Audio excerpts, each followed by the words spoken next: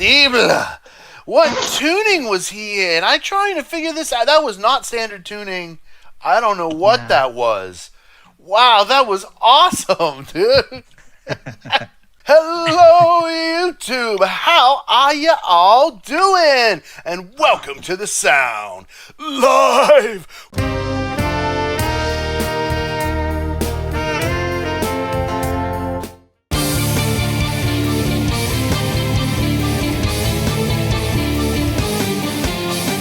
We're in a heat wave here. It's going to be 99 degrees in Oregon today. How y'all doing? Today with me I have Evelyn Holland. Evelyn is a singer-songwriter and guitarist. What are you up to these days, Evelyn? I'm continuing progress on the third record. I just tracked some bass yesterday. I have Kyle Walz. Kyle is a singer, songwriter, and musician, guitarist. Kyle, what are you up to these summer days? Last week, I picked up my guitar one morning and was going through some songs I'd written in the last few months. And there was one I liked it when I wrote it, but then I haven't really liked it. I was like, maybe I'm going to take that one off my list of ones that I might do. For some reason, my fingers started playing it in a way that I really, really like. So I recorded a draft. I shared it with my patrons and stuff, but it was cool that I sat down and I use session drum tracks for my original music and stuff.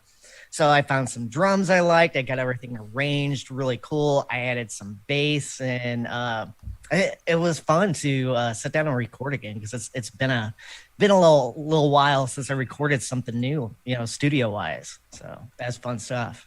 Today we're going to do a Bob Marley cover by Alip. No Woman, No Cry. That's right. We're gonna do. Oh man, I love me some Bob Marley. Oh dude. I love playing saxophone and reggae music. It's a really fun kind of music to play in a group with. I wish this video was on Alip's page. It's not. I'm assuming it's one of the ones that was deleted because of copyright and had to be rescued by being put on another page. I'm a huge Alip Bata fan, as anybody that's been watching the channel knows. Without further ado, Musicians Panel reacts to Alip Bata. No Woman, No Cry, Bob Marley fingerstyle guitar cover. Here we go!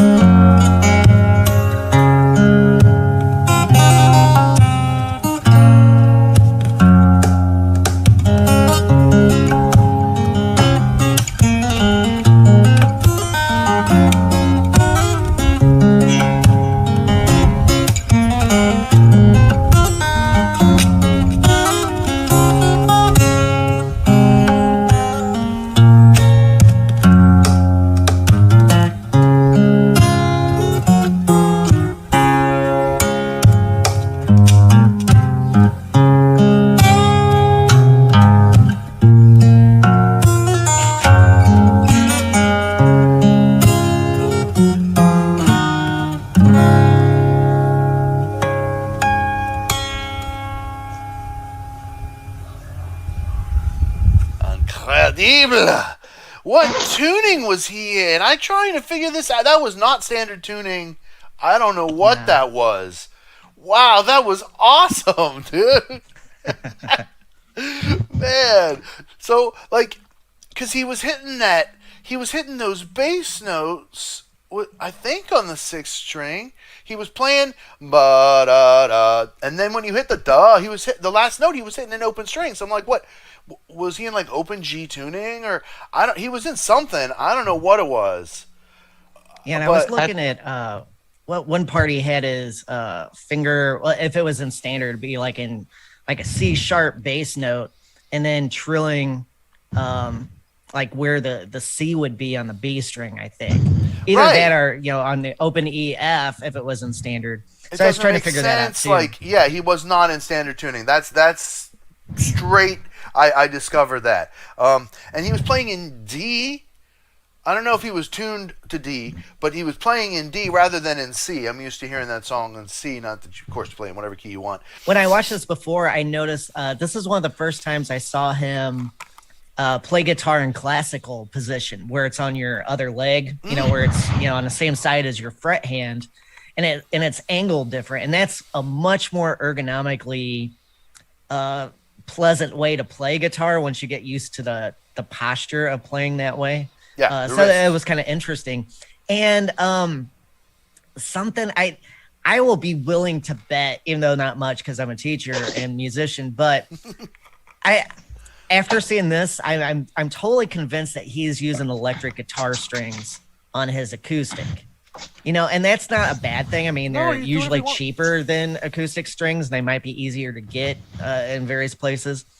But the timbre of those strings and the way he would, flick into a rasgueado, just the timbre of the strings just has a slightly different tone. In this video, I'm pretty convinced. And I don't know. I haven't had a comment yet to tell me one way or the other. So, but I'm just throwing it out there. That's my bet. That Judge Kyle, boom. That's my verdict.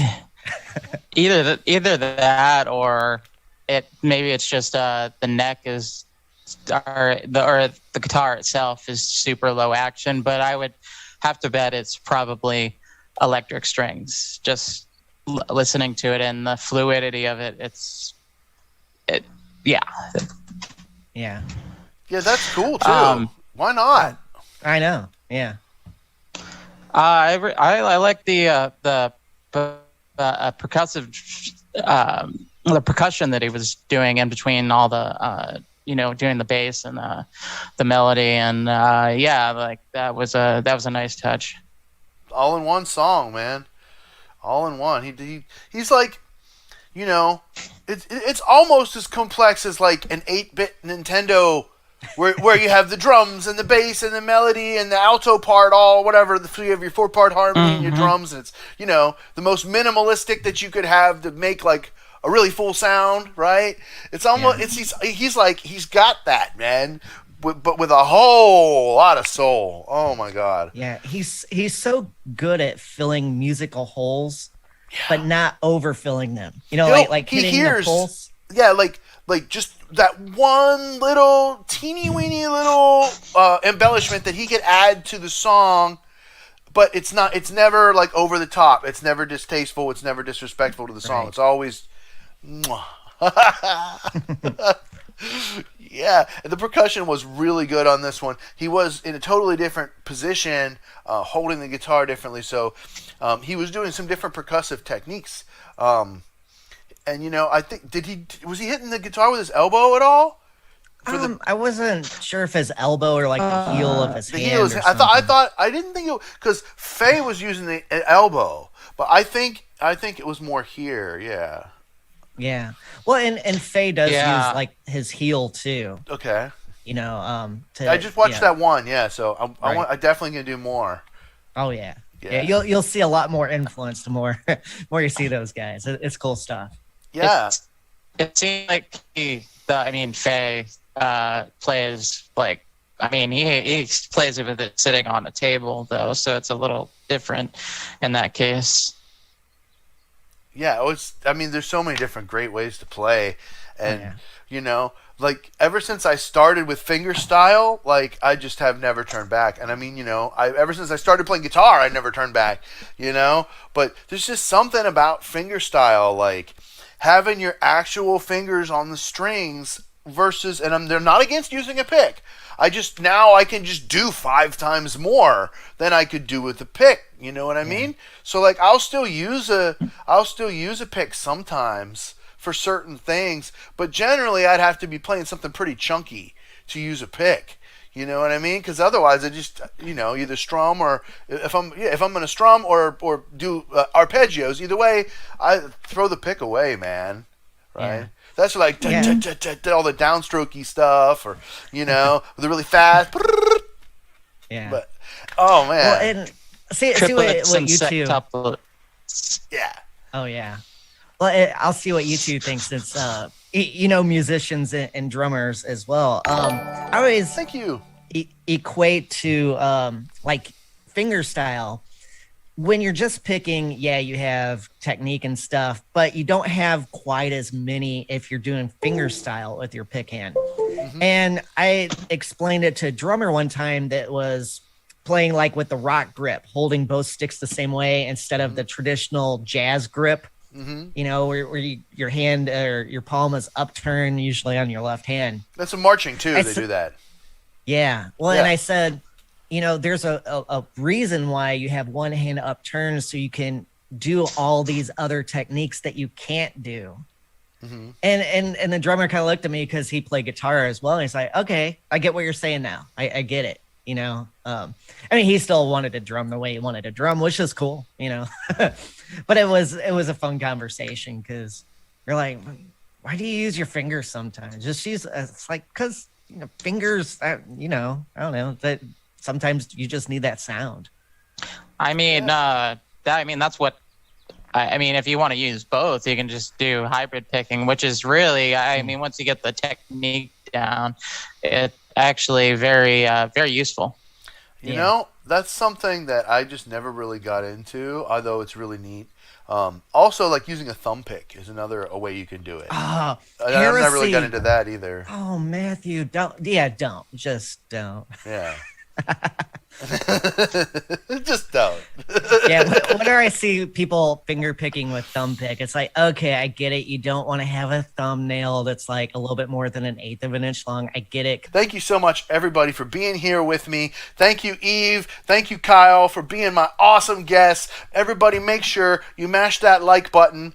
Please go over to their channels. We're all just growing so much, and it's because of you guys. Thank you so much. This whole show is for you, for your comments, for your chats, for your thumbs up and everything. We really appreciate it. And you know, in addition to super chats, super stickers, make sure you check out my Patreon, patreon.com/Matthew's Music Lesson Studio, where you can go ahead and sign up. You can request collaborations, you can request covers, you can request, reactions, and you'll get cut the line. The more you donate, the further ahead of the line you can jump. Please check out my website, MatthewsMusicLessonStudio.com, where you can get music lessons from me. And I can do voice, guitar, ukulele, and saxophone. And songwriting, if you're interested in songwriting, music theory, all that kind of stuff. I can teach you about scales and chords and modes and whatever you want to learn. So, MatthewsMusicLessonStudio.com. Make sure you like this video, share out the stream, and check out all of our websites. Links are in the description.